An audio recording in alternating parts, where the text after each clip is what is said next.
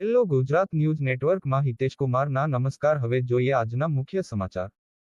Range IG Nilesh Jhanjhariya સાહેબની સૂચના અને જૂનાગઢ પોલીસ અધિક્ષક શ્રી હર્ષદ મહેતા સાહેબ દ્વારા પકડાયેલ આરોપી અને તેની સાથે અન્ય ગુનામાં સંડોવાયેલ આરોપીઓના ગુનાહિત ઇતિહાસ બાબતે ક્રાઇમ બ્રાન્ચના પોલીસ ઇન્સ્પેક્ટર મારફતે તપાસ કરવા સૂચન કરતા ગુનાહિત ટોળકીના આરોપીઓ પકડાયેલ હોય, જે પૈકી આરોપી નંબર 1 સલમાન ઉર્ફે સરિયો સલીમ વિશાળ વિરુદ્ધ ભૂતકાળમાં કુલ 25 ગુના, 2 નાઝીમ હબીબભાઈ સોઢા વિરુદ્ધ ભૂતકાળમાં 21 ગુના, 3 સલમાન ઉર્ફે નિજાગ ઉર્ફે બુરોદીન મોહમ્મદ વિરુદ્ધ કુલ 8 ગુના, નંબર 4 અજીત ઉર્ફે મંત્રી આમદભાઈ નારેજા વિરુદ્ધ ભૂતકાળમાં કુલ 22 ગુના, નંબર 5 અહમદ હુસેનભાઈ નારેજા વિરુદ્ધ ભૂતકાળમાં કુલ 7 ગુના, 6 અમીન ઉર્ફે છોટે મંત્રી આમદભાઈ નારેજા વિરુદ્ધ ભૂતકાળમાં કુલ 9 ગુના,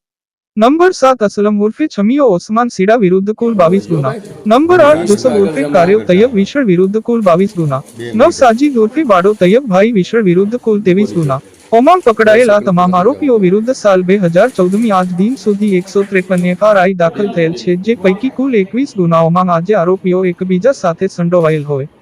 આ બધા શક્કરબાગ પાસે આવેલ રામદેવપરા, જૂનાગઢના આ આરોપીઓ વિરુદ્ધ the Gujarat control of terrorism and organised crime act મુજબ ગુનો દાખલ કરેલ હોય. હેલો ગુજરાત ન્યૂઝ નેટવર્કમાં હિતેશ કુમારના બધાને નમસ્તે.